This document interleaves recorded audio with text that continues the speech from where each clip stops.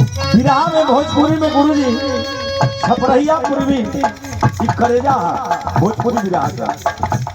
हाँ जब इना तो उदास लगले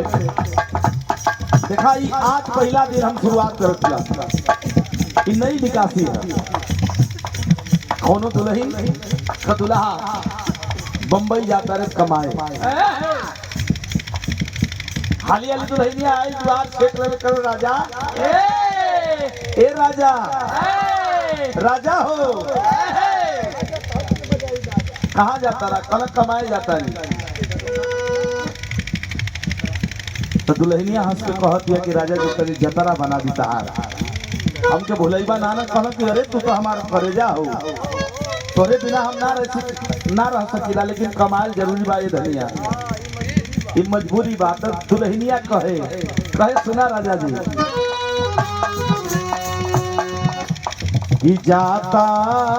रगहरा ए पलमुआ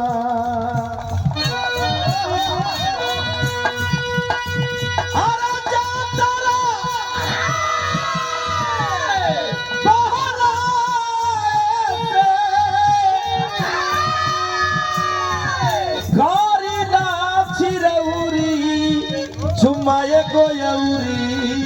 ले ली कालम दुल्हनिया के राजा जी जईबा लाख रुपया महीना कमेबा मन भटकी कोनो के फेरा में पड़ जेबा तो एगो चुम्मा और ले ली ताकि ख्याल रहे कि हमरा के भुलैबा ना काहे दुल्हनिया का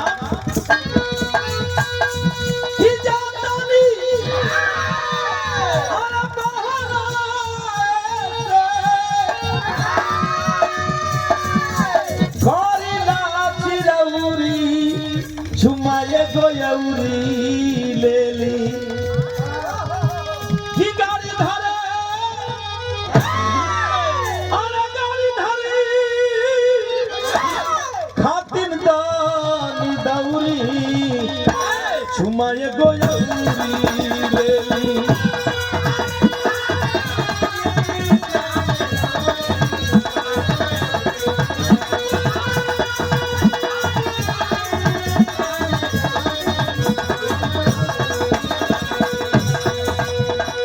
और बिरहा के स्टार गायक हमारे बड़का भैया श्री गगन लाल यादव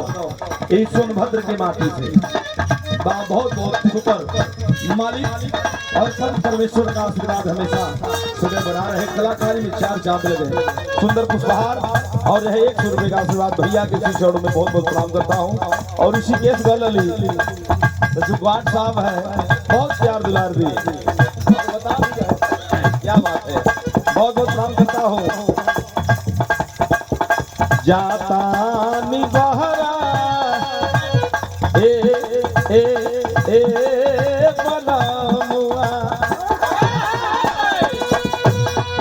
अरे जाता निबहरा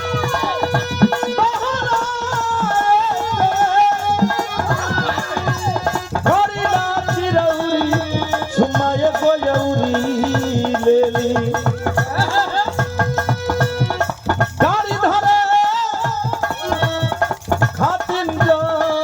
दौरी छुमाए गोयौरी ले ली एक बात और कहे दुल्हन के राजा जी कि आज के गइल का आई बाए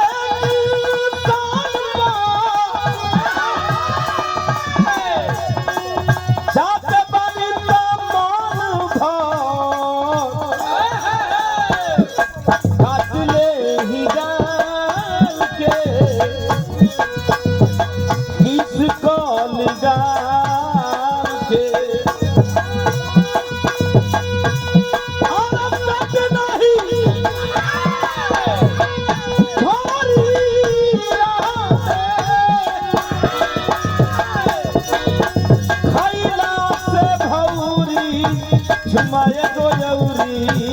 ले ली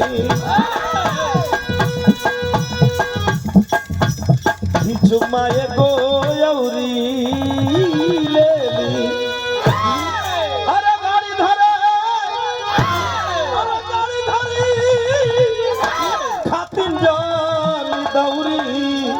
चुमा ये गोयौरी ले ली